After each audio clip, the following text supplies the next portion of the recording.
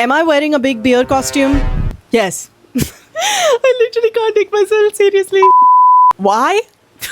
Number one, beer goes really well with a nice big stinky pack of Marlboro Gold cigarettes. Two, I literally couldn't find a cigarette costume for like next day delivery for the fucking life of me. So this is an emergency costume right now, not a luxury. I put this outfit on yesterday just to say like, if I look cute, and my face has been fucking burning up. If y'all saw my room transformation video, I have a big window there, and this isn't like a window flex. I'm just saying everyone out there is looking at me right now, talking to myself in a big beer costume. And number three, it's fucking 30 degrees right now.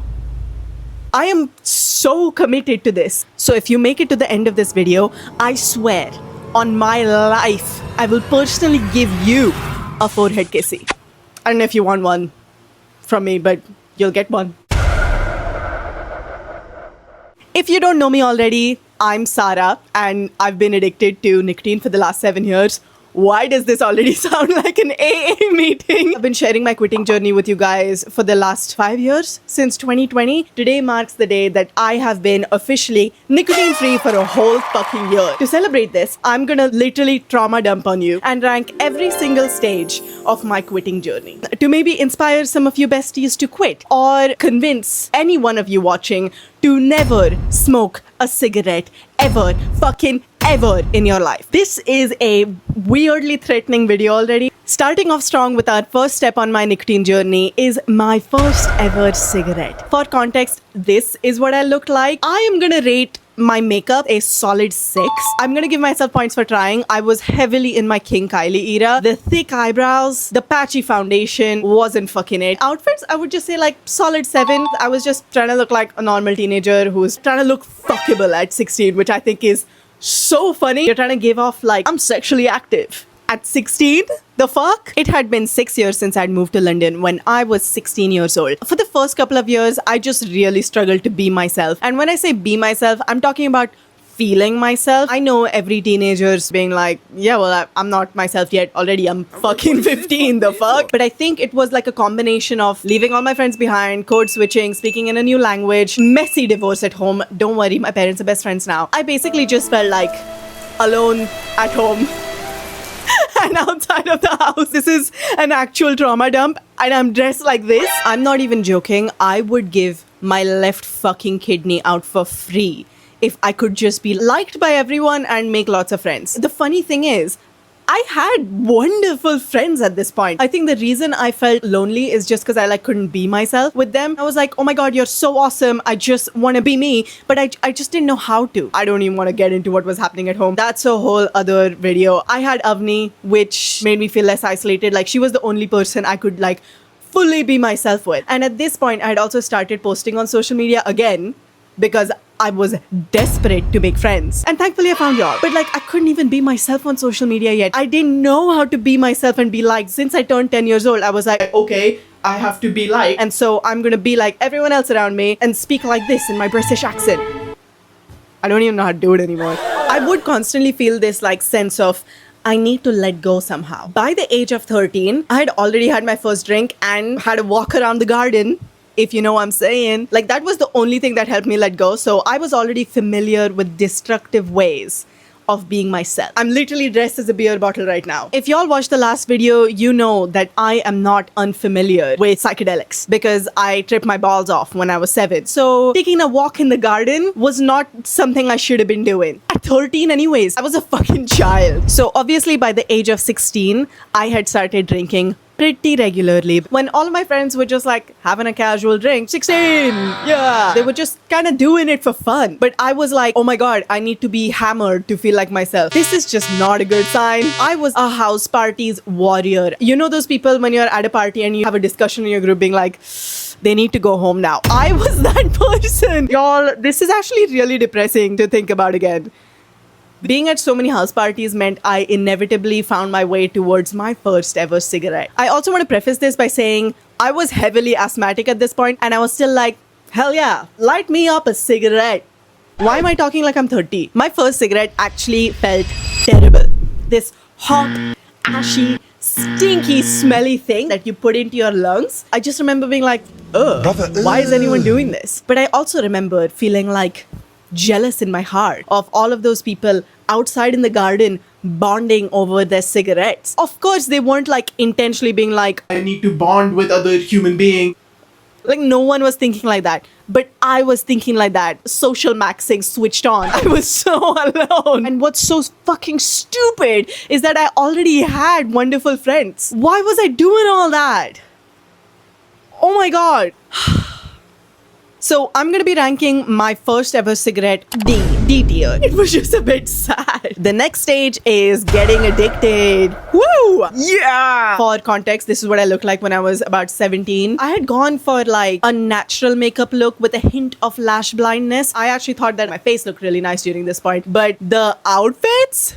This is literally the consequence of getting ready when you're absolutely smashed. I'd become a regular drinker, and now she's a regular smoker. Although my first cigarette was quite underwhelming, I would say my third, fourth, and fifth were absolutely fantastic. And that's not because cigarettes generally feel good. If you've read Alan Carr's Easy Way to Quit Smoking or Vaping, you'll know that the first cigarette actually creates the little monster. This like really mild sensation that every nicotine user feels of just withdrawals. It happens when you're sleeping. It happens if you go a long time without using nicotine. It's not hard to resist that feeling. The hard thing is that the little monster triggers the big monster, and the big monster is the psychological habit patterns you fall into as somebody with an addiction. Going into 17, I was fully feeding the big monster by creating a massive ritual around my smoking addiction. I would have between 10 to 15 cigarettes daily, and they were like clockwork in my life. So now I'm gonna walk you through my daily routine. It's absolutely diabolical. I would wake up, have 2 cigarettes. One as soon as I woke up, 2 as I'm walking to fucking school. The next cigarette would happen during my break time, where we could just step outside to go get snacks. I would smoke a cigarette with some of my friends. I'd have about 2 at this point. So by 11 a.m., I've already had 4 cigarettes. Then at lunchtime, I'd have 2 more. At the end of the day, we would all go to the pub to revise. I'd just have like 6 to 10 more. And so I would have like 15 cigarettes. The least I would have is about 10. Fucking crazy. When I was 16, we would go stand outside a corner shop to go convince some like weird dude to go buy us cigarettes or a backy pouch. But by the time I turned 17, y'all, she was a free fucking bird and she could buy cigarettes at 17. What is the UK doing? So now I was regularly every single weekend, like clockwork, going to get my backy pouch. One of the most important parts of my addiction in a really strange way was the aesthetic. I fucking loved it. I fell for that shit. That's a hook. I'm the fish. A stinky, smoky fish. If you went through 17-year-old Sara's camera roll, you would find pictures of me smoking, drinking, really good rolls that I was proud of. I used to time myself to see how quickly I could do it. It had become a lifestyle at this point. It began as a thing of like, I'm cool, I smoke. And by the end of it, I was like, where's my backy? You know, like that meme. Going into 18 years old, my body's like health decline was diabolical. I lost so much weight. I was 40 kg. For a 5'6" woman, that's my warm-up when I'm squatting. 2, you couldn't pay me to run down the street. My lungs were fucking struggling. And number 3, I stank.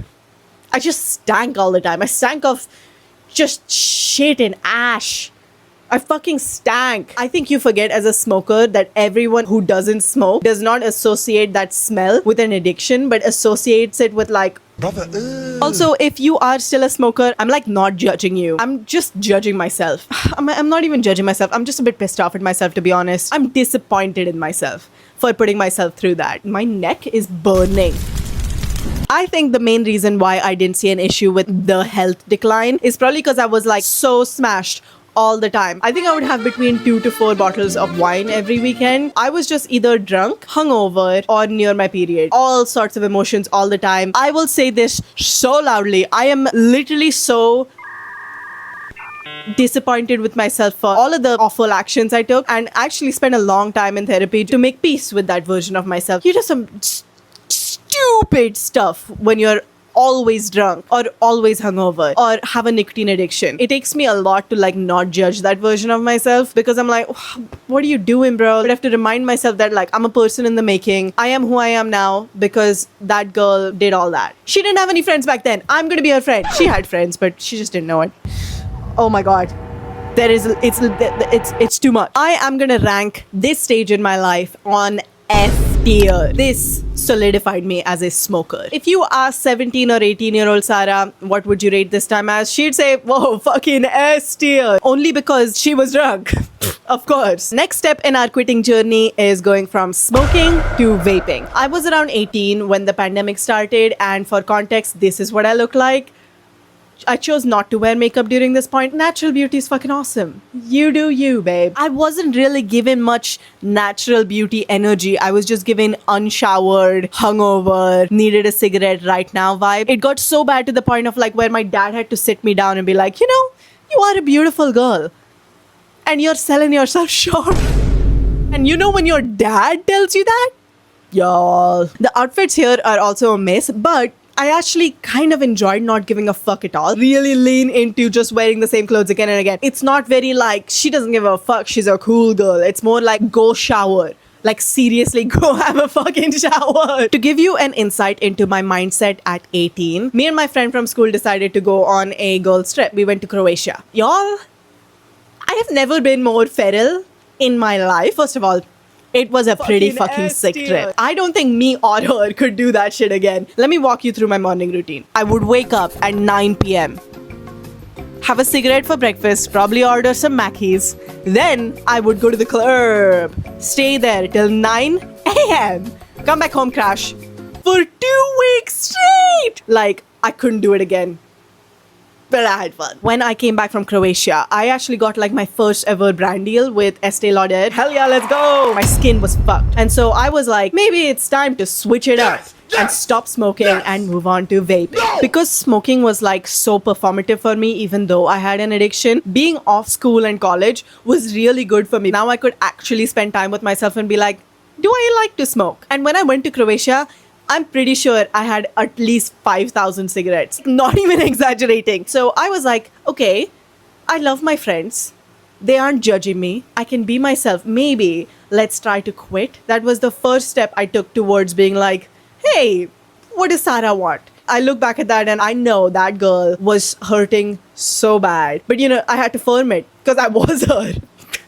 What are you gonna do? I also like started code switching way less because I wasn't going outside. So I was always just speaking like in my normal accent. I actually took my first step by making a video on Instagram or TikTok. It's like, y'all, I'm gonna quit smoking. That was the first time I like acknowledged what I was going through and showed people who Sara was. It was really cool and so fucking liberating. I remember in that moment being like, yeah, hell yeah. And I'm actually so proud of that Sara too. I became so much healthier so quickly. First of all, I gained my weight back. So I went from being 40 kgs to 60 kgs, which was fucking fantastic. My skin didn't look like shit anymore. The unfortunate thing about vaping that nobody tells you about is how much actual nicotine there is. First of all, you can do it literally anywhere. And secondly, you don't smell. That's a good thing for me because I stank. I started puffing on that thing like no one's business. I'm gonna break down the maths for you just so you know how many chemicals you are putting into your body. My favorite vaping device was using a Juul. Whereas my Juul was like a big thing then and I was like, yeah, I want to be that. One Juul pod has about 40 to 59 mg of nicotine. This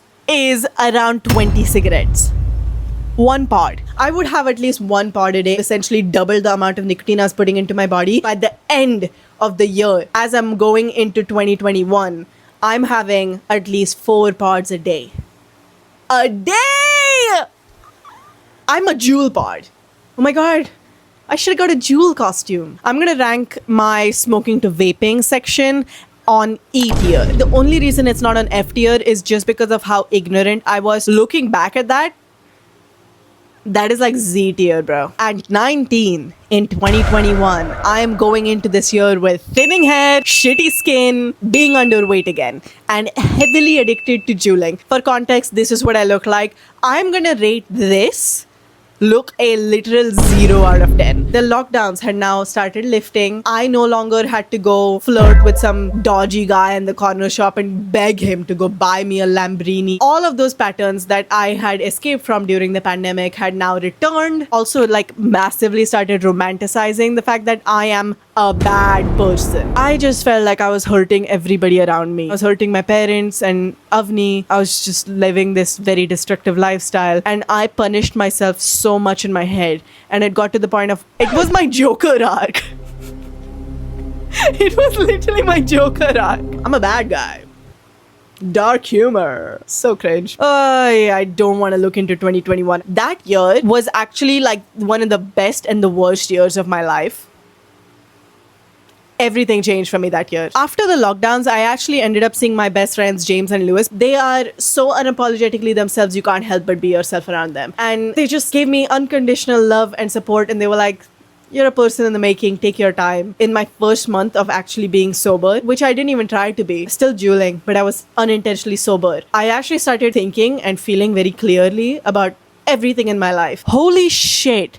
I have been living in an echo chamber of alcohol and nicotine. With this newfound clarity, I realized that, oh no, I'm in love with Lewis. Fuck! I'm not in a place where I can be in a relationship. I need to be in a relationship with myself. This is the first time I felt that. I spent the next couple of months just spending time with myself. I realized like how much catching up I have to do with SARS. There is so much I need to know about myself. As I'm doing that, one of my really close family members just randomly fucking passed away. My entire world crashed around me. He was like this indestructible force in my life. In a really weird way, in that moment, I had like so much clarity. I could go down the bad guy path, be like, everything bad happens to me, everything sucks. Or two, I could go down the path of, okay, he's gone, but he's left me with this energy. Thankfully, we took path 2. We're in the good timeline. I would actually rate The Great Shift at an A tier. That's insane. Everything you've described to me literally sounds like my worst nightmare. I got through it. I chose to do the right thing because I wasn't a bad person. I was just